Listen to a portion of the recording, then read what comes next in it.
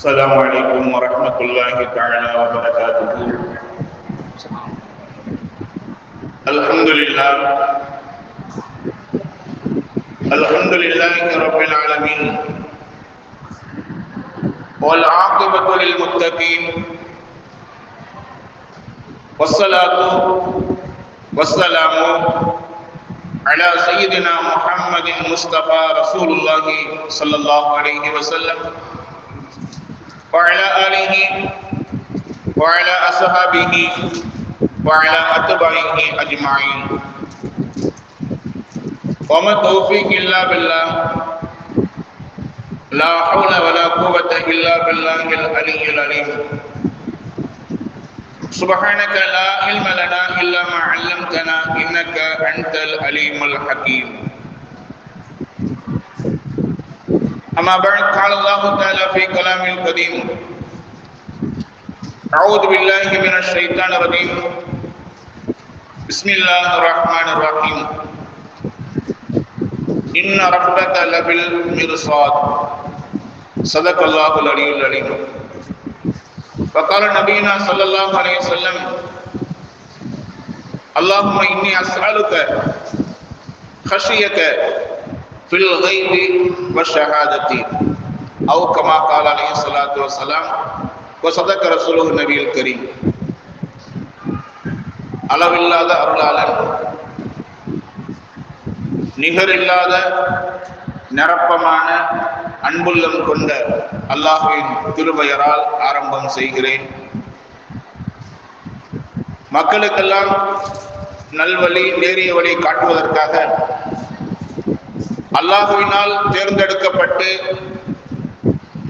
அனுப்பி வைக்கப்பட்ட நபிமார்கள், ரசூல்மார்கள் அனைவர்களுக்கும் தலைவரான, படைப்புகளில் ஆரம்பமானவருமான, படைப்புகளிலேயே மிக சிறந்தவருமான நம்மவர்களின் நபி ஹஸரத் முஹம்மது முஸ்தபா ரசூலுல்லாஹி ஸல்லல்லாஹு அலைஹி வஸல்லம் அவர்கள் மீதும், அவர்களுடைய குடும்பத்தினர்கள், அவர்களுடைய தோழர்கள் மற்றும் இந்த உலகில் உண்டான மூமினான முஸ்லிமான ஆண் பெண் ஒவ்வொருவர் மீதும், குறிப்பாக நம்மவர்கள் மீதும் அல்லாஹ்வுடைய சலாத்தும் சலாமும் என்றென்றும் நிரப்பமாக உண்டாகட்டுமாக. கண்ணியத்திற்குரிய அல்லாஹ்வின் நல்லடியார்களே, தாய்மார்களே, அல்லாஹ்வுடைய மாபெரும் கிருபை இந்த வாரத்தினுடைய மாதர் மஜ்லிஸில் நம்மவர்களுக்கு சில செய்திகளை சொல்வதற்கும் கேட்பதற்கும் அருள் பாலித்த அல்லாஹ்வுக்கே புகழ் அனைத்தும். வல்ல ரஹ்மான் நம்மளுடைய இந்த அமர்வை முற்றிலுமாக கபூல் செய்து கொள்வானாக. இதில் சொல்லப்படக்கூடிய, பேசப்படக்கூடிய செய்திகளை உளமார்ந்த விளங்கி செயல்படக்கூடிய நல்ல தௌஃபீக்கை எனக்கும் உங்களுக்கும் தந்தல் புரிவானாக. கண்ணியத்திற்குரிய இஸ்லாமிய சொந்தங்களே, ரப்புல் இஸ்ஸத் அல்லாஹ் ரப்புல் இஸ்ஸத் தன்னுடைய திருமறை வசனங்கள்ல நிறைய வசனங்கள் ஒரு எச்சரிக்கை தரக்கூடிய வார்த்தைகளா அல்லாஹ் சொல்லி காமிப்பான். இந்த உலக வாழ்க்கையில, நம்முடைய வாழ்க்கையில ஏற்படக்கூடிய மாறுதல்களுக்கெல்லாம் எச்சரிக்கை செய்யக்கூடிய வகையில சில வசனங்கள் குர்ஆன் அல்லாஹ் தஆலா பதிவு செஞ்சிருக்கிறான். அதுல ஒரு வசனம் சூரத்துல் ஃபஜ்ர்ல வரக்கூடிய ஒரு வசனம், 30வது ஜுஸுல சூரத்துல் ஃபஜ்ர்ல வரக்கூடிய ஒரு வசனம், இன்ன ரப்பக லபில் மிர்சாத். அல்லாஹ் தஆலா மனிதர்களை கண்காணித்துக் கொண்டே இருக்கிறான் அப்படி சொல்லக்கூடிய ஒரு வார்த்தை. இது உண்மையிலே மிகப்பெரிய ஒரு எச்சரிக்கை நிறைந்த ஒரு வார்த்தை. அல்லாஹ்வுடைய கண்காணிப்பு என்பது எந்த நேரமும் இருந்து கொண்டே இருக்கும், எந்த இடத்திலும் இருந்து கொண்டே இருக்கும், எல்லோரும் மீதும் இருந்து கொண்டே இருக்கும். அல்லாஹ்வுடைய கண்காணிப்பிலிருந்து நம்மளால தவிர்த்து வாழவே முடியாது. அந்த மாதிரியான ஒரு வார்த்தை அல்லாஹ் சொல்லி காமிக்கிறான், இன்ன ரப்பக லபில் மிர்சாத். நிச்சயமாக உங்களை படைத்து பரிபாலிக்கக்கூடிய இறைவன் உங்களை கண்காணித்துக் கொண்டே இருக்கிறான். ஸல்லல்லாஹு அலைஹி வஸல்லம் ஹதீஸ்ல துஆ செய்வாங்க, அல்லாஹும்ம யா அல்லாஹ் இன்னி அஸ்அலுக, நான் உன்கிட்ட கேட்கிறேன், ஹஷியத்திக ஃபில் கைபி வ ஷஹாதத்தி, தனிமையில் இருக்கக்கூடிய நேரத்திலையும் பலருக்கு முன்னாடி இருக்கிற நேரத்திலையும் உன்னை பயந்து வாழக்கூடிய சூழலை ஏற்படுத்தி நான் உன்கிட்ட கேட்கிறேன் யா அல்லாஹ். நல்ல ஸல்லல்லாஹு அலைஹி வஸல்லம் துஆ செய்வாங்க. நபியுடைய வார்த்தையை பார்த்தீங்களா? பலருக்கு மத்தியில, பலருடைய பார்வைக்கு மத்தியில நாம் இருக்கும்போது எந்த அளவுக்கு நல்லவர்கள் என்று நம்ம அடையாளப்படுத்திக் கொள்கிறோமோ, பார்ப்பவருடைய பார்வைக்கு நல்லதாக எப்படி தெரிவிக்கிறோமோ, அதே மாதிரி தனிமையிலையும் யாருமே பார்க்க முடியாத இடத்துல இருந்தாலும் அல்லாஹ்வுடைய சிந்தனை, பயம் நமக்கு இருந்து கொண்டே இருக்கணும். அதுதான் அல்லாஹ் சொல்லக்கூடிய வார்த்தை, இன்ன ரப்பக லபில் மிர்சாத், நிச்சயமா அல்லாஹ் உங்களை கண்காணித்துக் கொண்டே இருக்கிறான். நம்ம நினைப்பா யாருமே இல்லைன்னு, யாருங்க பார்க்கிறான்? ரப்புல் ஆலமீன் பார்த்து கொண்டு தான் இருக்கிறான். ஸல்லல்லாஹு அலைஹி வஸல்லம் இன்னொரு ஹதீஸ்ல சொல்லுவாங்க, இத்தகில்லாஹ ஹைசுமா குன்த, நீங்க எங்க இருந்தாலும் அல்லாஹ்வை பயந்து கொள்ளுங்கள். ஏன்னாக்கா அல்லாஹ்வுடைய கண்காணிப்பு இருந்து கொண்டே இருக்கு. நீங்க எங்க இருந்தாலும் அல்லாஹ்வை பயந்து கொள்ளுங்கள். சுப்ஹானல்லாஹ். அல்லாஹ்வுடைய பயம் என்பது நமக்கு மிக மிக தேவையானது. அந்த தக்வாவை, அந்த பயத்தை எப்படி கொண்டு வரணும் அப்படின்னாக்க, அல்லாஹ் பார்க்கிறாங்கிற சிந்தனை வந்தாலே போதும். நமக்கு தான் யாராவது பார்த்தாலே பயம் வந்துருது. யாராவது 2 பேர் பார்க்கிறாங்கன்னு சொன்னாலே நம்மளுடைய செயல்பாடுகள்லாம் மாறிடுது. மனிதன் பார்வைக்கு நம்மளுடைய செயல்பாடுகள் மாறக்கூடிய சூழல் இருக்கும்போது அல்லாஹ் பார்க்கிறாங்கிற சிந்தனை வந்துருச்சுன்னா நம்முடைய வாழ்க்கை எந்த அளவுக்கு மேம்பட்டு வரும் என்பதை நாம் யோசிக்கணும். அது அல்லாஹ் தஆலா சொல்லி காமிக்கிறான், இன்ன ரப்பக லபில் மிர்சாத், நிச்சயமாக அல்லாஹ் உங்களை கண்காணித்துக் கொண்டே இருக்கிறான். யாசீன்ல தொடர்ந்து ஓதுவோம்ல, யாசீன்ல ஒரு ஆயத்து இருக்கு, இந்த எச்சரிக்கை உடையவர்கள், அல்லாஹ் பார்க்கிறாங்கிற எச்சரிக்கை யாருக்கு இருக்கோ அவர்களுக்கு தான் செய்யப்படக்கூடிய உபதேசங்கள்லாம் ஈடுபடுமா. உபதேசம் செய்யலாம், அந்த உபதேசம் எல்லோருக்கும் ஈடுபடுமானாக்க கிடையாது. யார் அல்லாஹ்வை நினைக்கிறாங்களோ, யார் அல்லாஹ்வுக்கு பயப்படுறாங்களோ, எந்த நிலையிலங்க, தனிமையிலும் அல்லாஹ் பயப்படக்கூடியவர்களுக்கு தான் உபதேசங்கள் பயன் தரும் என்று அல்லாஹ் தஆலா குர்ஆன்ல சொல்லி காமிக்கிறான். அதனால அல்லாஹ்வை நினைக்கக்கூடியவர்களாகவே இருக்கணும். குறிப்பா தனிமையிலும் அந்த அல்லாஹ்வோட சிந்தனை வரணும். அது ரொம்ப குறைவு, ரொம்ப குறைவு. தனிமையில நம்ம போயிட்டாக்க, வீட்டுல இருக்கிற ஒரு அறைக்கு நம்ம போயிட்டாலே நம்மளுடைய மனோநிலைகள் வேற மாதிரி, நம்முடைய செயல்பாடுகள் வேற மாதிரி. தனிமையில ராகத்தா இருக்கலாம், சந்தோஷமா இருக்கலாம், ஆனா பாவத்திற்கு வழிவகுக்கக்கூடிய வகையில் நம்முடைய தனிமை அமைந்து விடக்கூடாது. அதுதான் இங்க சொல்லப்படக்கூடிய செய்தி. தனிமையை இருக்கலாம், தனிமையை விரும்பலாம், தனிமையில மனம் போல இருக்கலாம். ஆனா தனிமையில் இருக்கக்கூடிய மனிதன் தவறுக்கு வழிவகுக்கக்கூடிய வகையில அவனுடைய செயல்பாடுகள் அமைந்திடக்கூடாது. அதான் அல்லாஹ் ஜல்ல ஷானஹு சொல்லி தரக்கூடிய வார்த்தை. உண்மையிலேயே தனிமை என்பது மனிதர்களுக்கு மிக மிக விருப்பமான ஒரு விஷயம். யாரும் எந்த சமயத்துல அந்த தனிமையை வெறுக்கக்கூடியதுல கிடையாது, விரும்புவார்கள். ஏன்னா கொஞ்சம் ராகத்தா இருக்கலாம், நிம்மதியா இருக்கலாம், சந்தோஷமா இருக்கலாம், நம்ம மனம் போன போக்குல இருக்கலாம் அப்படின்னு தனிமையை விரும்பக்கூடிய நிறைய பேர். வீட்டுல இருந்து எல்லாம் கிளம்பி மொத்தமா கிளம்புற நேரத்துல இல்லப்பா நான் வரல, எனக்கு ஒரு மாதிரியா இருக்கு, நான் இருந்துக்கிறேன் அப்படின்னு சொல்லக்கூடியவர்கள் நிறைய. அது தனிமையை பயன்படுத்தி தன்னுடைய சில நல்ல வேலைகளையும் பார்ப்பார்கள். சிலர் தன்னுடைய மனம் போன போக்குல தவறுகளையும் செய்வதற்கும் ஆயத்தமாயிடுறாங்க. கேட்டா ஒரு சிந்தனை, யாரும் பார்க்கல, யாரும் இல்லை, நௌதுபில்லா. அல்லாஹ் சொல்லி காமிக்கிறான், ஸல்லல்லாஹு அலைஹி சொல்லி காமிக்கிறாங்க, ஹைசுமா குன்த, எங்க இருந்தாலும் அல்லாஹ் இருக்கிறாங்கிற விஷயத்தை பயந்து கொள்ளுங்கள்.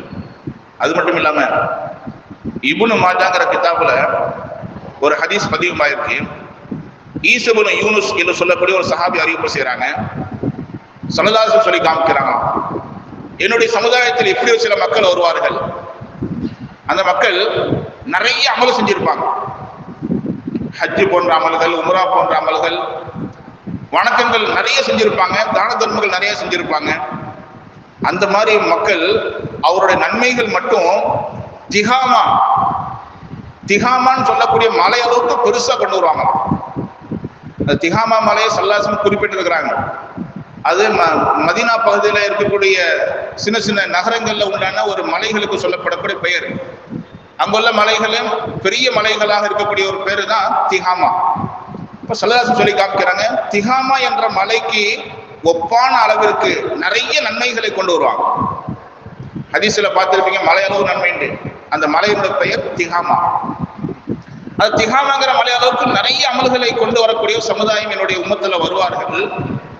ஆனா அந்த நன்மைகளை பூராத்தையும் அல்லாஹ் தஆலா ஹபாஅன் மன்சூராவாக, அல்-காரியாத் சூரால வரும்ல, ஹபாஅன் மன்சூரா, எல்லாத்தையும் அல்லாஹ் ஜல்லஷானஹு தஆலா பொடி பொடியாக ஆக்கிடுவான்.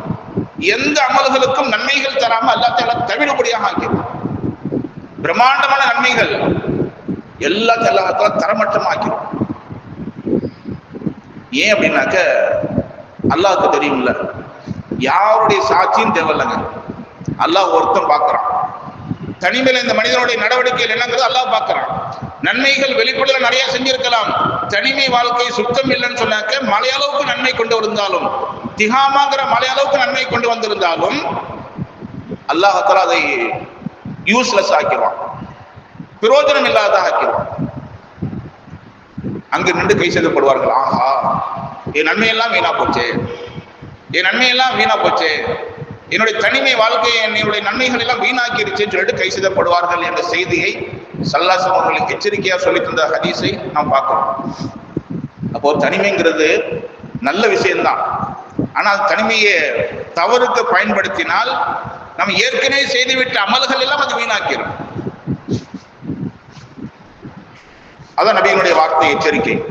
அது மட்டும் இல்லாம இன்னொரு தடவை சஹாபாக்கள் ஸல்லல்லாஹு அலைஹி வஸல்லம் ஒரு வார்த்தை கேட்பாங்க, யா ரசூலல்லாஹ், அக்ரமுன் நாஸ், மக்களே ரொம்ப சிறப்பிற்குரியவர் யார்? ஸல்லல்லாஹு சொல்லி காமிப்பாங்க. சஹாபாக்கள் கேட்ட கேள்விக்கு, யாரு அல்லாஹ்வை பயந்து வாழ்ந்தாங்களோ அவர்கள் தான் மக்களே ரொம்ப சிறந்தவங்க.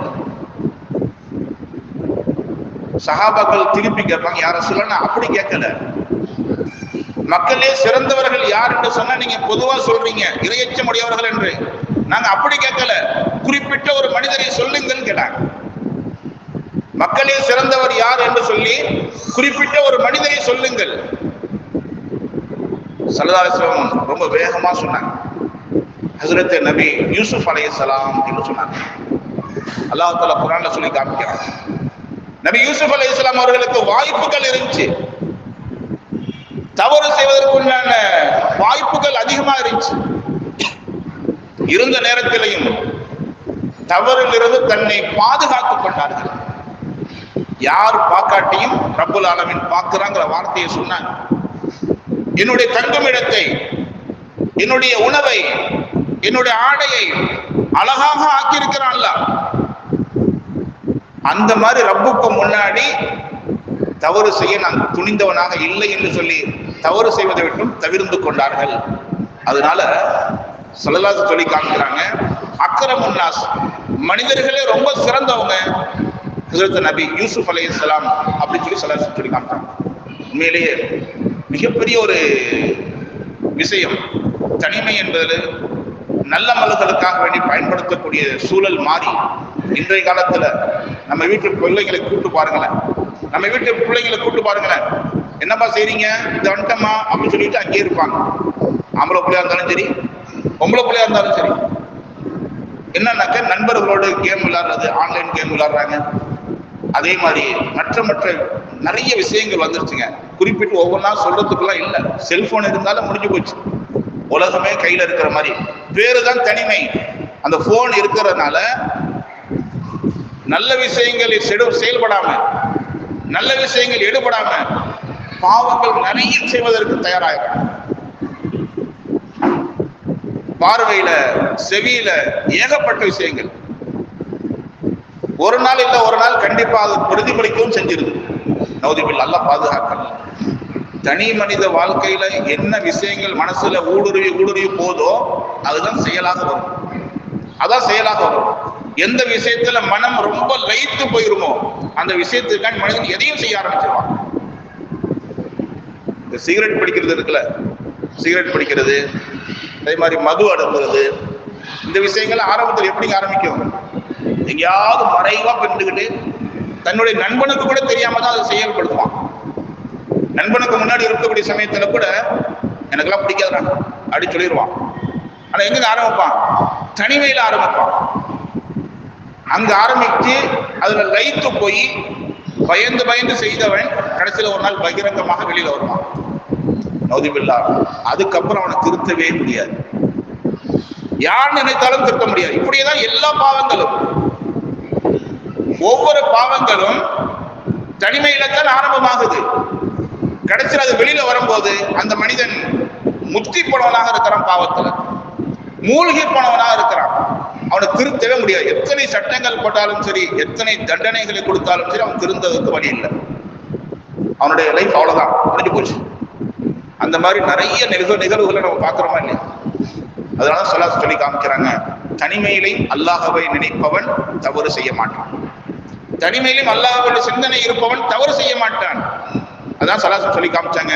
மனிதர்களே ரொம்ப சிறந்தவர் ஹஸ்ரத் நபி யூசுப் அலைஹிஸ்ஸலாம். வாய்ப்புகள் இருந்தும் தவறு செய்யல. அல்லாஹ் குர்ஆன்ல சொல்லி தரக்கூடிய வார்த்தையை நினைவூட்டினார்கள் ஸல்லல்லாஹு அலைஹி வஸல்லம். அது மட்டும் இல்லாம ஸல்லல்லாஹு அலைஹி வஸல்லம் அவருடைய ஹதீஸ்களிலிருந்து தங்களை பக்குவப்படுத்திக் கொண்ட ஒரு வழி இமாம் ஷகீக் பல்கி ரலியல்லாஹு தஆலா அன்ஹு. நிறைய விஷயங்கள் நபியுடைய உபதேசங்களை எடுத்து மக்களுக்கு சொல்லக்கூடியவர்களாக இருந்தார்கள். இமாம் ஷகீக் பல்கி இவர்கள்ட்ட ஒருத்தர் வர, எனக்கு உபதேசம் செய்யுங்கள, எனக்கு உபதேசம் செய்யுங்கள. என்ன உபதேசம் செய்யறது? இல்ல, நான் நிறைய பாவம் செஞ்சுக்கிட்டே இருக்கிறேன், நான் நிறைய பாவம் செஞ்சுக்கிட்டே இருக்கிறேன், பாவத்திலிருந்து விடுபடுவதற்கு உண்டான எண்ணம் இருக்கு, ஆனா என்னால விடுபட முடியல அப்படின்னு பாவம் செய்யக்கூடிய மனிதன் வந்து கேட்கிறார். யார்கிட்டங்க? இமாம் ஷகீக் பல்கி வந்து கேட்கிறார். இமாம் ஷகீக் பல்கி அவரை உட்கார வச்சு, உனக்கு எப்பெல்லாம் பாவம் செய்ய தோணுமோ, உனக்கு எப்பெல்லாம் பாவம் செய்ய தோணுமோ அந்த சமயத்துல யாருடைய கண்ணையும் படாத அளவிற்கு ஒரு ஓரத்துக்கு நீ போவியா இல்லையா? ஆமா. அங்க யாருமே இருக்க மாட்டாங்கல்ல? ஆமா, இருக்க மாட்டாங்க. அல்லாஹ் அப்படின்னாங்க. அல்லாஹ் இருப்பான். யார் இருப்பாங்க? யாருமே இருக்க மாட்டாங்க. யார் இருப்பா? அல்லாஹ் இருப்பான்னு அந்த பாவம் செய்யக்கூடிய மனிதன் சொல்லி காமிக்கிறான். இமாம் ஷகீக் பல்கி சொல்லி காமிச்சாங்க, அல்லாஹ் பார்க்கிறத விட வேற யார் உன்னை பார்க்கணும்? அல்லாஹ் பார்க்கிறத விட வேற யார் உன்னை பார்க்கணும்? அல்லாஹ்வுக்கு முன்னாடி தவறு செய்ய துணிஞ்சிட்டியா, அல்லாஹ் தண்டிக்க மாட்டான் உன்னைய அப்படிங்கிற வேகமான அழுத்தமான பயத்தை அவங்க மனசுல போட்டு, நான் தவறு செய்ய தனிமையின்மை தேட மாட்டேன் அப்படின்னு முதல் முடிவு. தவறு செய்ய தனிமை நான் தேட மாட்டேன்னு எடுத்தார். ரெண்டாவது சொன்னாங்க, உனக்கு தவறு செய்ய தூண்டக்கூடிய சமயத்துல, உனக்கு தவறு செய்யணும் என்று சொல்லி தோணக்கூடிய சமயத்துல நீனா ஒரு முடிவு எடுத்துக்க. என்ன முடிவுங்க? இனிமே ரிஸ்க் எதையுமே நான் சாப்பிடுவது கிடையாது. இதுக்கப்புறம் நான் எந்த ரிஸ்கையுமே எந்த உணவையும் சாப்பிட மாட்டேன் அப்படின்னு முடிவு எடுத்துக்க. ஏன்னா ரிஸ்கை குறைச்சாதான் மனிதனுடைய நாடி நரம்புகள்லாம் குறைக்கும், செயலில் இருந்து கொஞ்சம் வேகத்தை குறைக்கும். மனிதனுடைய நாடி நரம்புகளுடைய வேகம் எப்பங்க குறையும்? பட்னி போட்டா குறையும். அப்ப இமாம் ஷகீக் பல்கி சொல்லி காமிக்கிறாங்க, தனிமையில அல்லாஹ் இருக்கிறாங்கிற செய்தி உனக்கு மனசுல வரணும். அதே மாதிரி உணவுகளையும் சாப்பிட மாட்டேன்னு சொல்லி முடிவெடுத்துக்கொள். அவன்கிட்ட போய் நோன்பு வைத்தோம்னாக்கா ஈடுபடாதுல, பாவம் செய்யக்கூடிய பாவி அவன். சாப்பாட்டை சாப்பிட மாட்டேன்னு சொல்லி முடிவெடுத்துக்கொள் என்று சொல்லி உபதேசம் செய்யறாங்க. அதே மாதிரி மூணாவது சொல்லி காமிச்சாங்க, நீ பாவம் செய்ய உனக்கு தோணக்கூடிய சமயத்துல, நீ பாவம் செய்ய துணிந்த சமயத்துல இப்படி யோசனை பண்ணி பாரு. எப்படி யோசனைங்க? என்ன யோசனைங்க? இந்த நேரத்துல மலக்குல் மௌத் வந்துட்டா, யாருங்க?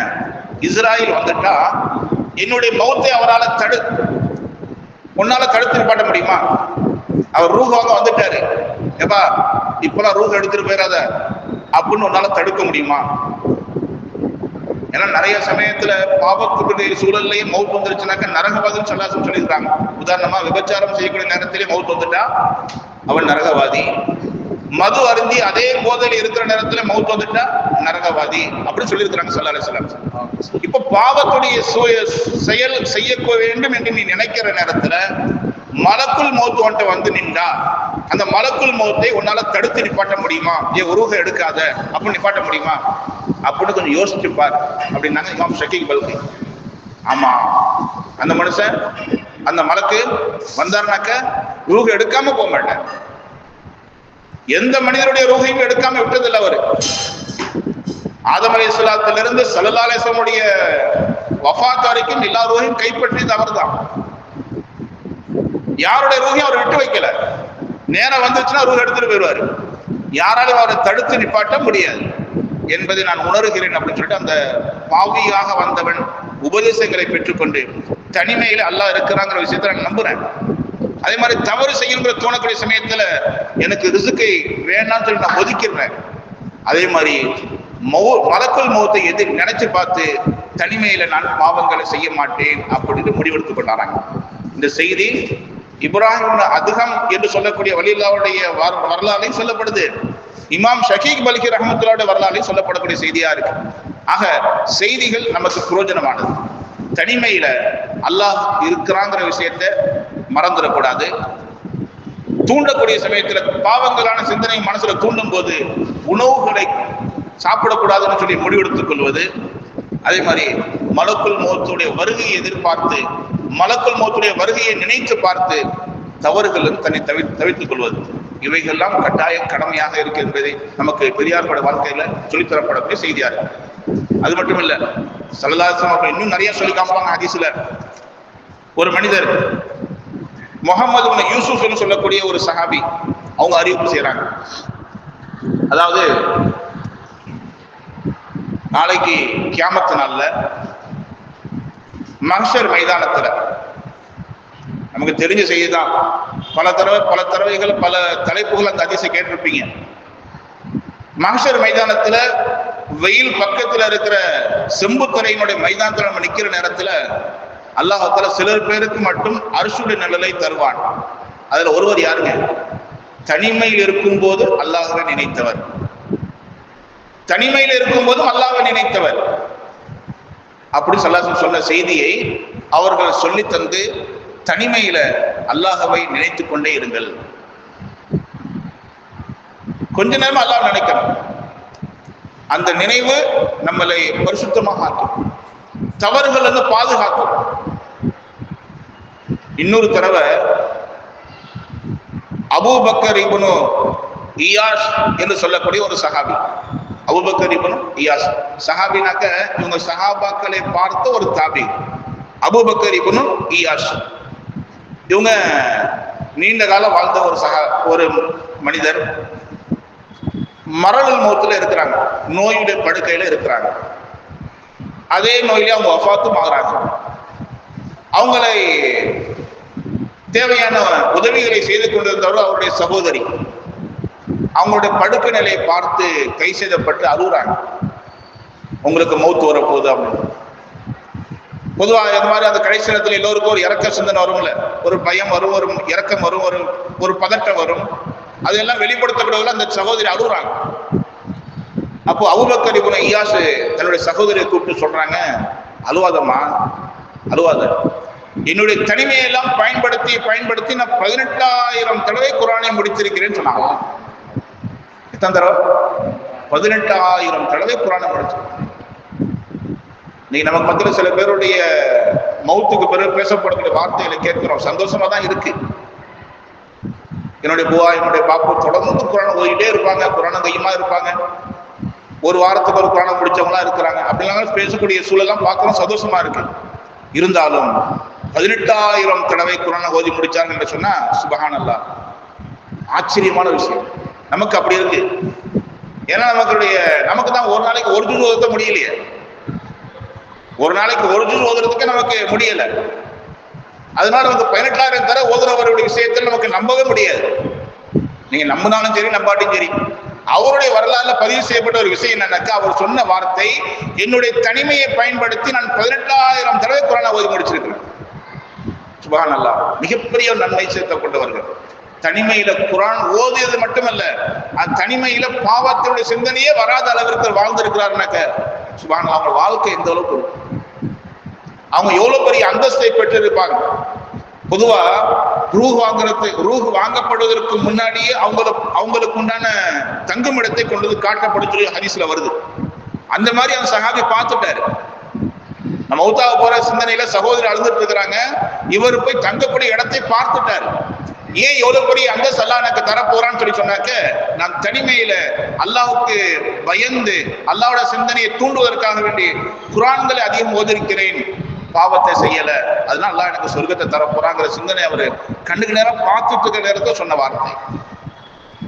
அதே மாதிரி இன்னும் ஒரு ஹதீஸ்ல தபூக் போர் நடந்துச்சுல, இஸ்லாத்துல மிகப்பெரிய பிரபலமான போர்கள்ல தபூக்ங்கிற போர் ஒண்ணு. அந்த தபூக் போருடைய தயாரிப்பு ஸல்லல்லாஹு அலைஹி வஸல்லம் கொஞ்ச நாள் செஞ்சாங்க. கிட்டத்தட்ட ஒரு வார காலங்கள் தபூக் போருக்கான தயாரிப்புகளை செஞ்சாங்க ஸல்லல்லாஹு அலைஹி வஸல்லம். மதீனாவிலிருந்து ரொம்ப தூரம் பிரயாணம், கடுமையான வெயில் காலம், பேரித்த பழத்தினுடைய அறுவடை காலம், சஹாபாக்களுடைய கைகள்ல வருமானங்கள் ஒண்ணும் இல்லை, பொருளாதாரங்கள் பெருசா இல்லை. அந்த சமயத்துல ஸல்லல்லாஹு அலைஹி வஸல்லம் போருக்கான நிதி திரட்டிக்கிட்டு இருக்காங்க.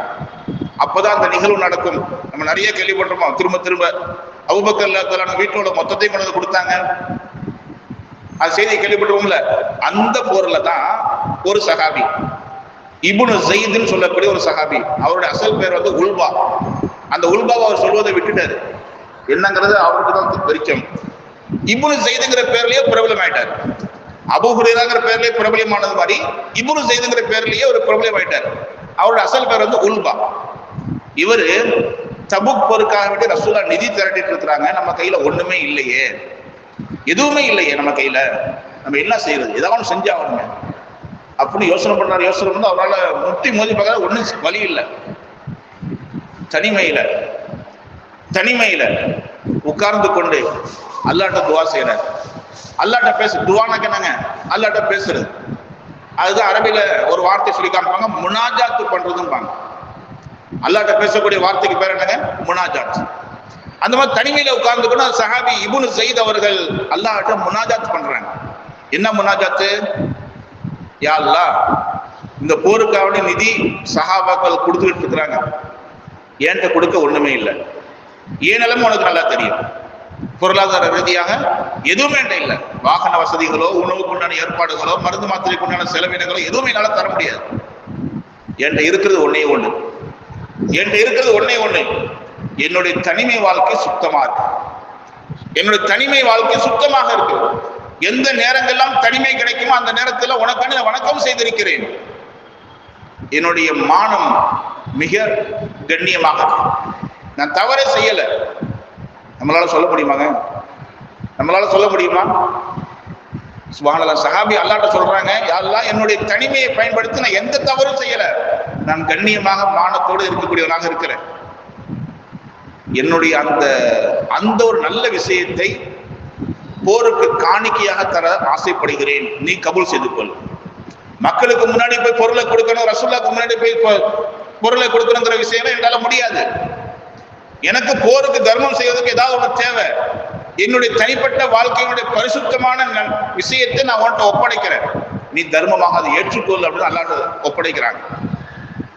மறுநாள் காலையில சஹாபி நபியோட மஜ்லிஸுக்கு போறாங்க. இப்னு ஸைத் ரலியல்லாஹு தஆலா அன்ஹு ஸல்லல்லாஹு அலைஹி வஸல்லம் அவர்கள் ஒரு வார்த்தை கேட்கிறாங்க. நேற்றைய இரவில தன்னுடைய தனிமையில அல்லாஹ்ட்ட முனாஜாத் செய்த சஹாபி யாருன்னு கேட்கிறாங்க. இப்னு ஸைத் ஏஞ்சி நிற்கிறாங்க. யா ரசூலல்லாஹ், நான் தான்.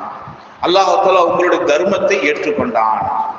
தபூக் போருக்கான நீங்க எதையெல்லாம் செய்யணும்னு நினைச்சீங்களோ அல்லாஹ் தஆலா எல்லாத்தையும் ஏற்றுக்கொண்டான். இருக்கக்கூடிய எல்லாருடைய காணிக்கையை விட உங்களுடைய காணிக்கை பெருசா இருக்குன்னாங்க.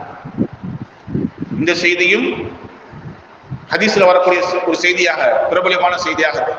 ஆக அல்லாஹ்விடத்துல முனாஜாத் செய்யக்கூடிய இந்த பழக்கம் இருக்குல்ல, அல்லாஹ்வோட தனிமையில பேசக்கூடிய பழக்கம், இதனால மிகப்பெரிய மாற்றங்கள் இருக்கும். அதுதான் மிகப்பெரிய வெற்றி. இது இந்த மாதிரி தனிமைகளை நல்ல விஷயங்களை பயன்படுத்தி செயல்படுத்தினால்தான் நம்மளுடைய பகிரங்க வாழ்க்கை சுத்தமா இருக்கும். தனிமை வாழ்க்கை அசிங்கமாயிருச்சு, அருவறுப்பாயிருச்சு அப்படின்னாக்க ஒரு நாள் இல்ல ஒரு நாள் அது நமக்கு நாவு தவறியோ கை தவறியோ கால் தவறியோ ஒரு நாள் வெளிப்படதான் போகும். தமிழ் ஒண்ணு சொல்லுவாங்கல்ல, பல நாள் திருடன் ஒரு நாள் அகப்படுவான். திருடன் என்னங்க செய்வான்? யாரும் பார்க்காத நேரத்துல தான் தவறு செய்வான். அந்த திருட்டு வேலை யாரு செய்வான்? யாரும் பார்க்காத நேரத்துல அந்த திருட்டு வேலையை செய்வான். ஒரு நாள் இல்ல ஒரு நாள் அவனுடைய திருட்டுத்தனம் வெளியே தெரியும். அந்த மாதிரி நம்முடைய தனிமையில யாருமே பார்க்கல, மனைவிக்கு தெரியல, பிள்ளைக்கு தெரியல, பெற்றோர்களுக்கு தெரியல, சகோதரனுக்கு தெரியல, நண்பனுக்கு தெரியல, நம்ம நினைச்சிட்டு இருப்போம். அல்லாஹ் பார்த்துக்கிட்டே இருப்பான்.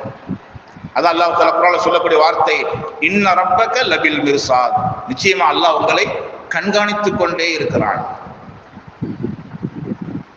மனிதனுடைய பார்வைக்கு முன்னாடி, இன்னும் சொல்ல போனா சிசிடிவி கேமராவுக்கு முன்னாடி, இன்னும் சொல்ல போனா மண்டபத்தில் பிடிக்கக்கூடிய வீடியோக்களுக்கு முன்னாடி நம்ம எந்த அளவுக்கு நம்மளை நல்லவர்கள் அழகானவர்கள் என்று நம்ம காட்டிக் கொள்கிறோமோ அதே மாதிரி தனிமையிலையும் நல்லவர்களாக அல்லாஹ்ட்ட ப்ரூவ் பண்ணணும். இல்லைன்னாக்க நிறைய நன்மைகளை செய்திருந்த போதிலும் அந்த நன்மைகள்லாம் வீணா போயிடும்.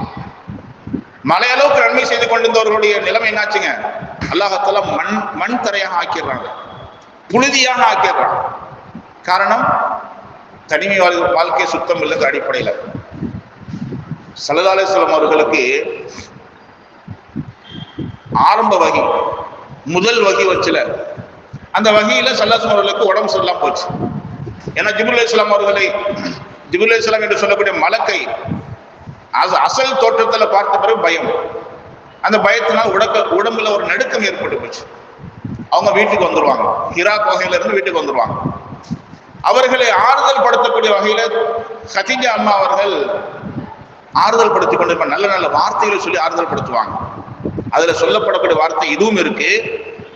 என்னங்க, நீங்க தனிமையிலையும் நல்லவர் தானே, நீங்க தனிமையிலும் நல்லவர் தானே அப்படிங்கிற வார்த்தையை சொல்லி அவர்களை ஆறுதல் படுத்தக்கூடிய செய்தி நம்ம வரலாறுல பார்க்கிறோம். அதனால தனிமை வாழ்க்கை என்பதை நம்ம எந்த அளவுக்கு விரும்புகிறோமோ அந்த அளவுக்கு அது நன்மை தரக்கூடியதாக மாற்றணும். அல்லாஹ்வுக்கு பிடித்தமான வாழ்க்கையாக தனிமையை மாற்றணும். ஒண்ணும் இல்லைங்க, இரவு நேரத்தில் தூங்கிட்டு இருக்கிறோம், தூக்கம் திடீர்னு என்னைக்கா ஒரு நாள் விழிப்பு வந்துருச்சுன்னு வைங்க, நினைச்சாலும் முழிக்கும் போறதுல சமயத்தில் அந்த மாதிரி விழிப்பு வருதுன்னு வைங்க, விழிப்பு வந்துட்டா தூக்கம் வராது.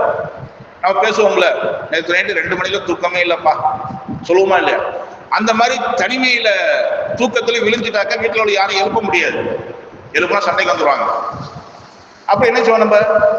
இப்போ உள்ள சூழலுக்கு அதிகபட்சம் எல்லாம் கையில் எடுக்கிறது என்னங்க? செல்போன். இல்லைனாக்க தனிமையில படுத்துக்கொண்டு பழைய விஷயங்கள் எல்லாம் ஞாபகப்படுத்திட்டு இருப்பாங்க.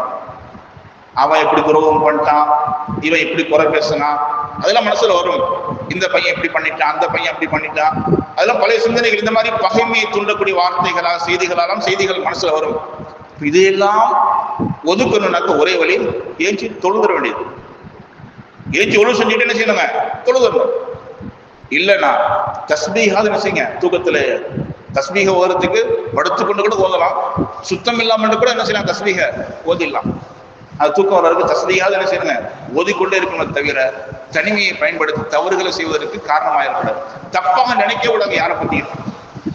தனிமையில தப்புனாக்க நம்மளுடைய சுய கட்டுப்பாடுகளை மீறி செய்யறதும் கூடாது. அதே மாதிரி தன்னுடைய மனசால கூட பிறரை பற்றி உண்டான குறைகளையோ விஷயங்களையோ ஆராய்ச்சி செய்யக்கூடாது. இமாம் ஷாஃபி ரஹ்மத்துல்லாஹி அவர்களுடைய சூழல்ல அவங்க ஒன்று சொல்லுவாங்க, ஒரு நாள் இரவுல அவங்களுக்கு தூக்கமே வரலையா, ஒரு நாள் இரவுல அவங்களுக்கு தூக்கமே வரல. அந்த தூக்கம் கொஞ்சம் கூட தூங்காத நேரத்துல குர்ஆனுடைய வசனத்தை, ஒரே ஒரு வசனத்தை எடுத்து ஓதிருக்கிறாங்க. அந்த ஒரு வசனத்தை ஓதுற உடனே அவங்களுக்கு அதிலிருந்து 100 சட்டங்களை வகுத்திருக்கிறார்கள் என்ற செய்தி வரலாறுல பதிவு செய்யப்பட்டது. இரவு தூக்கத்துல கண் விழித்த பிறகு தூங்க முடியாம, தூக்கம் வராம ஒரே ஒரு வசனத்தை எடுத்து பார்த்து அதுல 100 சட்டங்களை வகுத்திருக்கிறேன் என்று சொல்லி அவங்க சொல்லக்கூடிய வரலாறு பார்க்கிறோம். அது மட்டும் இல்லாம நிறைய செய்திகள் தனிமையை பயன்படுத்தி நன்மைகள் அடைந்தவர்கள் நிறைய பேர். வல்ல ரஹ்மான் அதையெல்லாம் கபூல் செய்யக்கூடியவனாக இருக்கிறான். ஒரு ஹதீஸ்ல ஸல்லல்லாஹு சொல்லி காமிப்பாங்க, ஒரு மனிதன் அல்லாஹ்ட்ட இப்படி துவா செய்யறாங்க. என்ன துவா? யா அல்லாஹ், எனக்கு தனிமையிலையும் உன்னுடைய பயத்தை கொடு, தனிமையிலையும் உன்னுடைய பயத்தை கொடு. அல்லாஹ்ட்ட துவா செஞ்சாக்க அல்லாஹ் தஆலா கபூல் செய்யறான். அந்த தன்மையை பகிரங்கமாகவும் அல்லாஹ் தஆலா ஆக்கிறான். தனிமையில இருக்கும்போது எப்படி இருக்கிறோ அதோ மனநிலை பகிரங்கமான மக்களுக்கு மத்தியில வரக்கூடிய சமயத்திலும் அந்த மனோநிலை அவருக்கு வந்துருச்சு. தக்குவா அல்லாஹ் தஆலா சொல்லி காமிக்கிறான், இன்ன ரப்பக லபில் மிர்சாத், அல்லாஹ் உங்களை கண்காணிச்சுக்கிட்டே இருக்கிறான். இமாம் ஷகீப் அல்கர் ரஹ்மத்துல்லாஹி உபதேசம் செய்த வார்த்தைகள் என்ன பாத்தீங்களா? பாவம் செய்யக்கூடிய மனிதனுக்கு சொன்ன வார்த்தை, நீ தவறு செய்ய நினைக்கிற சமயத்தில் யாருடைய பார்வையிலும் பட வேண்டாம் என்று நீ நினைக்கிறாய், ஆனா அல்லாஹ் பார்த்துட்டு இருக்கிறான்னு சொன்னாங்கல்ல, அந்த சிந்தனை நமக்கு வரணும். அந்த சிந்தனை நமக்கு வந்தாலே போதுமானது. நம்ம வாழ்க்கை சுத்தமாயிரும், நம்முடைய செயல்பாடுகள் சுத்தமாயிரும். அதுதான் வாழ்க்கையில வெற்றி தரக்கூடியதா இருக்கும். ஹஸ்ரத் முஹம்மது இப்னு யூசுப் சொல்லக்கூடிய ஒரு ரஹ்மத்துல்லாஹி அவர்கள் சொல்லி காமிக்கிறாங்க, ஒரு மனிதனுக்கு உதவி தேவைப்படுதுங்க. யாரோட உதவி இருந்தா நல்லா இருக்கும்? பெற்றவங்களோட உதவியா, சகோதரோட உதவியா, யாரோட உதவி இருந்தா நல்லா இருக்கும் அந்த மனிதனுக்கு அப்படின்னு பாத்தீங்கன்னா, மனிதனோட உதவியே பத்தாது. ஒரு மனிதனுக்கு உதவி வேணும்னாக்க பிற மனிதரால் செய்யப்படக்கூடிய உதவி அவங்களுக்கு பத்தாது. யாருதான் உதவி செய்யணும்? அல்லாஹ் தான் உதவி செய்யணும். ஆயிஷா ரலியல்லாஹு தஆலா அவங்களுடைய விஷயமாக சூரத் நூர்ல ஒரு செய்தி வரும். யாருமே அவங்களுக்கு உதவி செய்ய தயாராக இல்லை. அவங்கள பத்தி தப்பா பேசப்படக்கூடிய நேரத்துல நபியாலையும் அந்த விஷயத்தை, அதாவது மக்களால் பேசப்படக்கூடிய விஷயத்தை தட்டி கழிக்க முடியல. ஏன்னா தன்னுடைய மனைவிக்காண்டி பேசலாங்கன்னு பேர் வந்துடும். இப்ப ஆயிஷா ரலியல்லாஹு தஆலா அவர்கள் அல்லாஹ்ட்ட தான் பேசினாங்க. அல்லாஹ்ட்ட மட்டுமே பேசி பேசி கிட்டத்தட்ட சூரத்து நூறுல 10 வசனங்கள் ஆயிஷா ரலியல்லாஹு தஆலா அவர்கள் சுத்தமானவர்கள், அவர்கள் பேசப்பட்ட விதம் தப்பானது என்று சொல்லி அல்லாஹ் தஆலா வசனத்தை இறக்கி வச்ச செய்தியெல்லாம் பார்க்கிறோம். அதே மாதிரி முஹம்மது இப்னு யூசுப் சொல்லக்கூடிய ஒரு சஹாபி அறிவிப்பு செய்யறாங்க, விரைவான வெற்றி. எப்படி விரைவான வெற்றி, விரைவான ரஹ்மத் அல்லாஹ்ட்ட நமக்கு கிடைக்கணும்னாக்க தனிமையில அல்லாஹ்வை நினைக்கணும். தனிமையில அல்லாஹ் நினைச்சா போதுங்க. இது எப்போ நம்ம அனுபவிச்சிருப்போம் அப்படின்னாக்க, நம்ம வீட்டுல இருக்கிறவங்க யாராவது உடம்பு சொல்லாம ரொம்ப கஷ்டப்படக்கூடியவங்களை ஆஸ்பத்திரியில் கொண்டு போய் சேர்த்துருப்போம். சேர்த்துட்டு படம்லாம் கட்டியிருப்போம். நம்மளை தங்குறதுக்கு ஒரு இடம் கொடுத்துருப்பாங்க. அவங்க பார்த்து நம்ம அழுவும் பார்த்தீங்களா, யா அல்லாஹ் என்னோட கணவருக்கு, யா அல்லாஹ் என்னோட பிள்ளைக்கு பிரசவ வலி சரியாக்கிடு, நல்ல முறையில் பிள்ளை பெற்றெடுக்க வை, யா அல்லாஹ் என்னோட கணவருடைய நோயை சரி பண்ணிடு அப்படின்னு எப்படி நம்ம தனிமையில உருக்கமா துவா செய்வோம் அல்லாஹ்ட்ட. அந்த ஒரு துவாவுக்கே அல்லாஹ் தஆலா பதில் தரக்கூடிய வகையில் எத்தனை வெற்றிகளை தந்திருக்கிறான், எத்தனை தடவை பாதுகாப்பு தந்திருக்கிறான், எத்தனை பேருடைய பாதுகாப்பு நல்லபடியாக அமைந்திருக்கு என்பதை நாம் கேட்டிருக்கிறோம். அதான் முஹம்மது யூசுப் சொல்லி காமிக்கிறாங்க, அல்லாஹ் தஆலா இடத்துல தனிமையில பேசக்கூடிய விஷயங்களை தான் அல்லாஹ் தஆலா உடனே அதுக்கு பதில் தரக்கூடியதாக இருக்கிறான். அதனால தனிமையை பயன்படுத்தி கொண்டு அல்லாஹோட ரஹ்மத்து எப்பொழுது வரும் அப்படின்னாக்க அல்லாஹ் நம்ம தனிமையில இருக்கணும். எப்படியெல்லாம் மற்றவங்க கூடலாம் இருக்க ஆசைப்படுறோமோ அதே மாதிரி அல்லாஹ் கூட இருக்கிறது ஆசைப்படணும். அந்த ஆசையை நம்ம முயற்சி செஞ்சாக்க நம்முடைய உதவிகள் செய்வதற்கு அல்லாஹ் தயாராக ஆகிடுவான். வல்ல ரஹ்மான் எதை சொன்னோமோ எதை கேட்டோமோ அதன் பிரகாரம் செயல்படக்கூடிய சூழலையும், குறிப்பாக அல்லாஹ் நம்மளை கண்காணித்துக் கொண்டே இருக்கிறான்ங்கிற அசைக்க முடியாத விஷயத்தை உளமாற நம்பி வாழக்கூடிய நல்ல நசிவை எனக்கும் உங்களுக்கும் நம்முடைய சமுதாயத்துக்கும் தந்தல் புரிவானாக.